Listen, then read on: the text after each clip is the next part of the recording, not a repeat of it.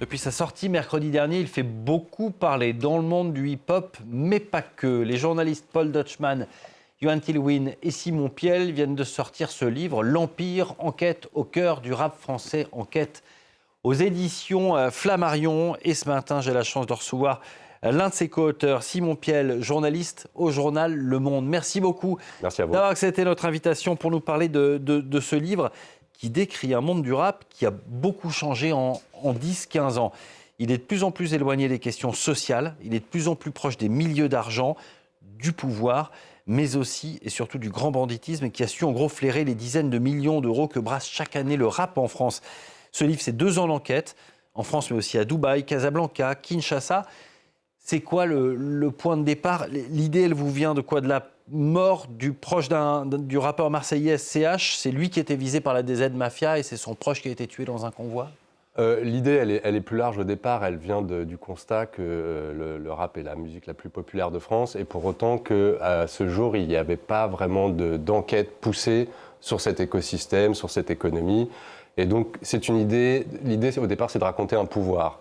Et quand on s'est lancé dans cette enquête avec Johan Tilwin et Paul Dutchman, c'est vrai qu'on a été surpris du niveau d'emprise criminelle que nous racontaient nos interlocuteurs au sein de l'industrie du disque, parce que c'était la plupart du temps, c'est eux qui nous en parlaient spontanément, en nous disant, depuis 2-3 ans, l'ambiance a changé, il y a beaucoup d'argent dans le rap, et ça suscite des convoitises, notamment du banditisme. Oui, parce que le rap a changé parce que les artistes ont davantage la main sur leurs revenus. Ils négocient plus les contrats comme ils les faisaient avant. C'est plus les contrats d'artistes où ils touchaient quelques pourcentages. Aujourd'hui, ils ont des intermédiaires. Ils passent par des boîtes de prod. Et au final, eh bien, il y a des liens qui se créent avec le crime organisé, avec le trafic de drogue. Dans quel sens ça marche? Est-ce que ce sont des rappeurs issus du banditisme ou le banditisme et le narcotrafic qui va venir se greffer au monde du rap? Alors, il y a un point qui est crucial et que vous avez mentionné, c'est l'arrivée du contrat de distribution où effectivement les artistes ont repris la main dans les négociations avec les majors et ont pu négocier des contrats qui leur étaient beaucoup plus favorables qu'auparavant. Ce qui a amené beaucoup d'argent, ce qui a suscité des convoitises. Il y a toujours eu une porosité entre le milieu du rap et le milieu du banditisme. Plus ou moins répandu, mais là, cette quantité d'argent a réveillé les convoitises d'organisations criminelles issues du milieu, comme la DZ Mafia ou d'autres. Et en gros, ce sont des groupes criminels qui vont venir se greffer, qui vont repérer un rappeur qui génère beaucoup d'argent, qui vont dire « Coco, on va intervenir dans ton business, on te propose une protection, et si tu la veux pas, gare à toi ». L'exemple de SCH est assez emblématique. Lui-même, quand il s'est confié aux enquêteurs de la gendarmerie après l'attaque mortelle dont son équipe a été victime... Alors que c'est lui qui était ciblé. Alors que c'est lui qui était ciblé, il a raconté son succès comme une malédiction. Et finalement, je pense que ça fait écho à ce que peuvent ressentir beaucoup de rappeurs dès lors qu'ils rencontrent du succès. C'est que lui a dû faire face à des offres de protection, entre guillemets, des offres de protection qui sont en fait des offres de protection mafieuses, qu'on n'a pas loisir de refuser, sauf à s'exposer à des représailles. Et l'attaque de la Grande Motte en est la preuve tragique. Et SCH, c'est pas le seul, ça va poser beaucoup de problèmes à certains artistes. On apprend que Jul, par exemple, dont le premier producteur est assassiné. La famille de ce producteur va prendre le relais. Et là, en fait, il se rend compte qu'il s'est fait avoir pendant plusieurs années. Il craint pour sa vie. Il va se cacher et il préfère même céder les droits de ses premiers albums et de ses premières mixtapes à ces familles-là, quitte à s'asseoir sur des revenus d'1 million d'euros par an pour, en gros, sauver sa vie et passer à autre chose. Et pour prendre son indépendance. Mais sauf que, en fait, tout ça est assez nuancé parce que par ailleurs, il entretenait des liens vraiment proches et intimes avec son premier producteur, qui était quelqu'un de passionné par la musique et qui voyait dans la musique l'occasion de se sortir de son milieu, des guerres de la drogue à Marseille, qui a malheureusement pour lui été rattrapé par ces guerres-là. Mais Jul, au bout d'un moment, effectivement, réalise que l'argent que génère son succès ne lui est pas équitablement réparti comme ça lui a été. Il y a des versements en liquide. Il y a des versements en liquide. Bon, voilà. Et au bout d'un moment, Jul se dit il faut que je prenne mon indépendance. que je crée mon propre label et que je m'affranchisse de cette tutelle qui se serre un peu trop sur la bête, selon lui, quoi. Parce qu'il y a des sortes de parasites qui viennent là-dedans, vous les appelez dans le livre des narcoproducteurs, qui vont venir se greffer dans les petites lignes des contrats signés avec les maisons de disques. On entend parler de certaines entreprises. Et finalement, les majors, elles ferment un peu les yeux. Elles voient des noms de compagnies dans les contrats. Elles ne vont pas aller gratter pour savoir si derrière, il y a la DZ Mafia, par exemple. Elles ne vont pas aller gratter parce qu'elles n'ont pas envie d'aller gratter, parce qu'elles ne veulent pas de conflit, parce qu'elles veulent garder la main sur cette révolution rap du streaming qui génère énormément d'argent. Elles ne veulent pas passer à côté de ça, quitte parfois à s'engager sur des terrains un peu glissants ou à fermer les yeux sur un coproducteur dont on sait qu'il a une réputation un peu sulfureuse. Et ça va même plus loin, parce qu'il y a des groupes comme la DZ Mafia qui ont presque des divisions, comme une multinationale.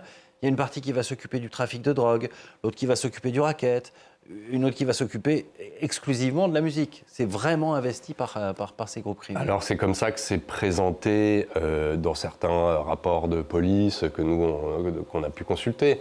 Effectivement, il y a une organisation, il y a une volonté aussi de se diversifier dans ces activités criminelles, notamment parce que depuis 2-3 ans, la réponse du pouvoir politique au trafic de drogue s'est musclée.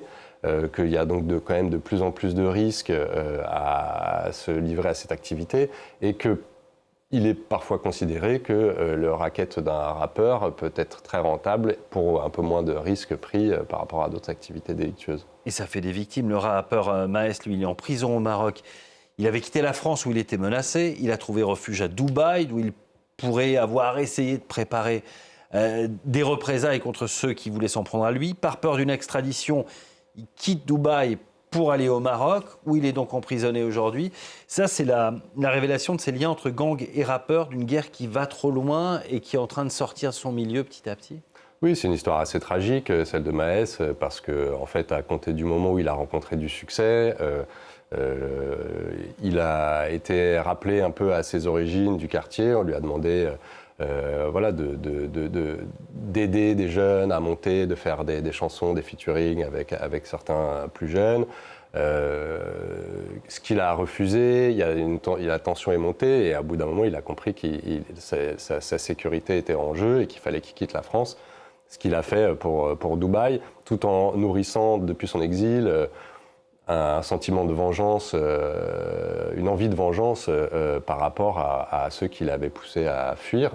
Et aujourd'hui, effectivement, la justice le soupçonne de faits relativement graves. Alors, il est incarcéré au Maroc, il reste présumé innocent, mais c'est l'incarnation d'une trajectoire d'un rappeur à succès qui s'est perdu au milieu des pressions qu'il pouvait rencontrer lui-même et des représailles que lui voulait mettre en place. Alors ce livre, il ne faut pas le résumer qu'au crime organisé et au trafic de drogue.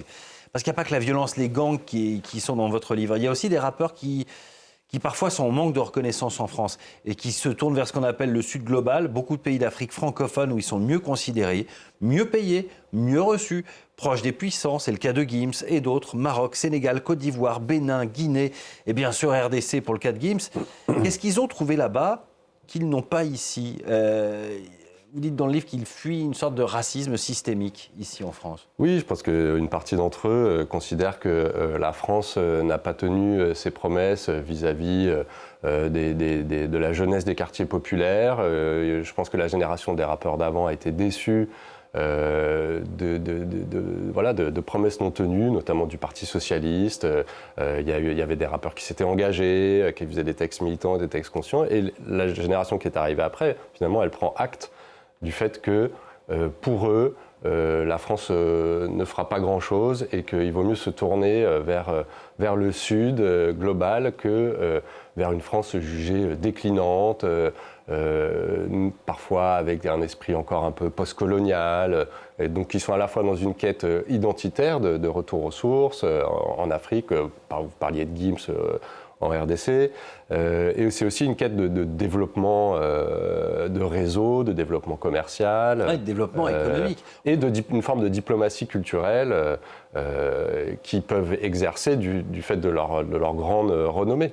Donc c'est un ensemble. C'est à la fois une déception vis-à-vis de la manière dont la France les a aidés ou pas aidés, et la nécessité de se tourner vers ce qu'ils considèrent être l'avenir, c'est-à-dire le Sud, l'Afrique, le Congo pour Gims, le Maroc où il est établi, par exemple.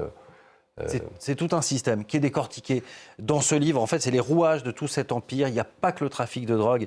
C'est passionnant. Ça s'appelle donc L'Empire, enquête au cœur du rap français. C'est sorti aux éditions Flammarion et vous le signez donc Simon Piel aux côtés de Paul Dutchman et de Johan Tillwyn.